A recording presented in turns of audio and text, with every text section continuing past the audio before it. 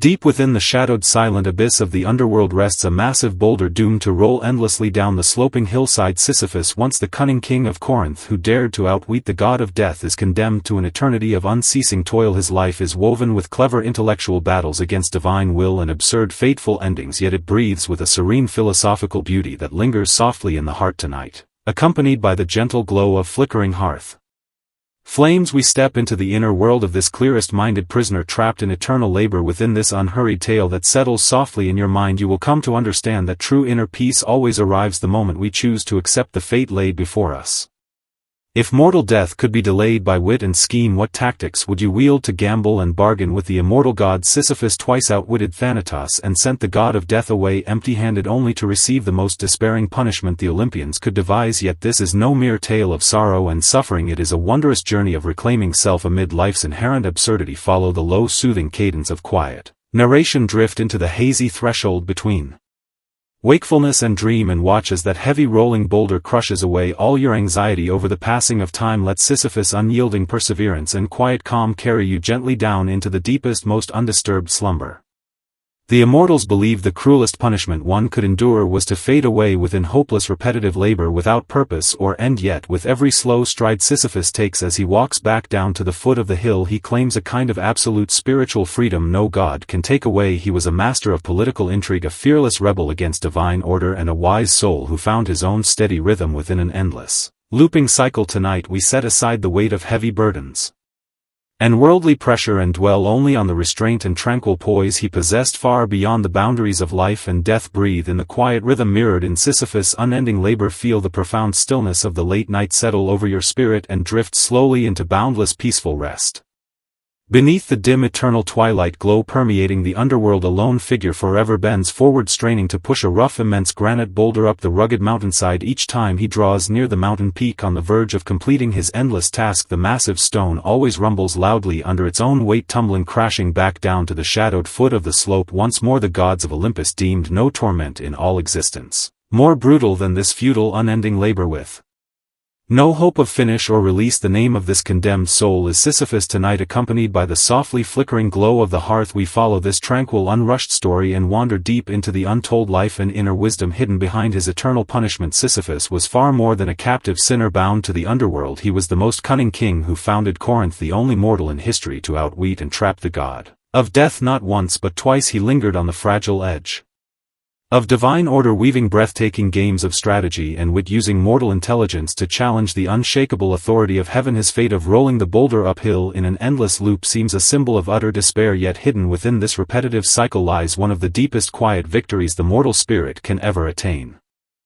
The crack that unraveled Sisyphus' fate began with his bold glimpse into the secret affairs of the Olympian gods. As the founder and ruler of Corinth, Sisyphus possessed a sharp perceptive gaze capable of piercing through all fog and pretense. When the river god Sisyphus wandered the mortal realm searching desperately for his abducted daughter, Sisyphus chanced to witness Zeus' secret misdeed, carrying the maiden away to hidden refuge. Unlike other mortals who trembled in awe and fear before divine power, he chose to strike an extraordinarily risky bargain. He revealed the whole truth to the river god in exchange for an eternal fresh spring to grace the citadel of Corinth. This daring act of playing balance and manipulation between rival deities stirred fierce anger among the gods dwelling high upon Mount Olympus. Zeus felt his divine dignity had been openly insulted and disrespected, and sent Thanatos, the solemn god of death, to claim Sisyphus' mortal life in the understanding of every living soul.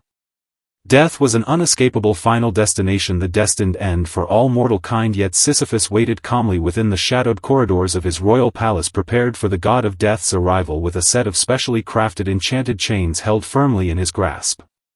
When Thanatos stepped into the grand palace of Corinth, he was greeted not with fear, tears, or desperate plea, but with false praise and calm courtesy from Sisyphus. Sisyphus asked the god of death to demonstrate how the delicate chains designed to bind mortal souls worked. Speaking of the artifact as if admiring a fine work of art, overcome by arrogant pride and careless complacency, Thanatos lowered his guard completely, allowing himself to be locked within the intricate links of the chain. In an instant, Sisyphus swiftly fastened the lock, sealing the mighty ruler of life and death inside a dark wooden cabinet hidden away in the palace. With the god of death trapped in confinement, the whole world fell into an eerie, prolonged silence. Blades clashing on battlefields could no longer claim mortal lives. Those suffering long illness lingered in endless pain with no release. Death itself had come to a halt for a brief, strange period. Humanity tasted A faint imitation of divine immortality even.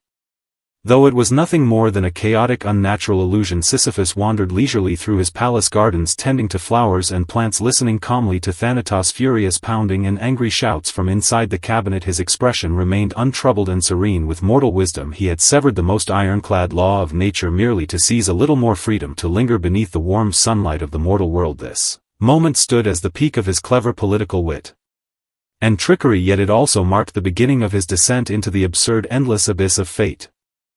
Eventually Ares, the fierce god of war, grew weary of battlefield, stripped of the glory of killing and conquest, and forced the release of the imprisoned Thanatos. Moments before being dragged away to the underworld, Sisyphus displayed once again his astonishing destructive cunning. He whispered strict instructions to his wife, commanding her to offer no funeral sacrifices after his passing, place no coin upon his lips to pay the ferryman, and even cast his lifeless body aside in the public square with no proper burial. When he stood before the solemn judgment hall of the underworld, facing the cold, unyielding gaze of Hades, lord of the dead, Sisyphus wore a look of genuine grievance and hurt. He accused his wife of showing blatant disrespect to divine tradition, begging permission to return temporarily to the mortal world to punish her insolent conduct, swearing faithfully to come back to the underworld within 3 days. Even Hades, who could see straight through the hidden depths of mortal hearts, was moved by his earnest lies and granted his wish. Sisyphus stepped once more into the bright sunlit air of Corinth, breathing in the salty sea breeze and savoring the fresh scent of mortal earth. He broke his sacred oath without hesitation, living under an assumed name in the mortal world for many long years, dancing precariously upon the tightrope of divine wrath. Every breath he took was treasure stolen daringly from the hands of unyielding fate.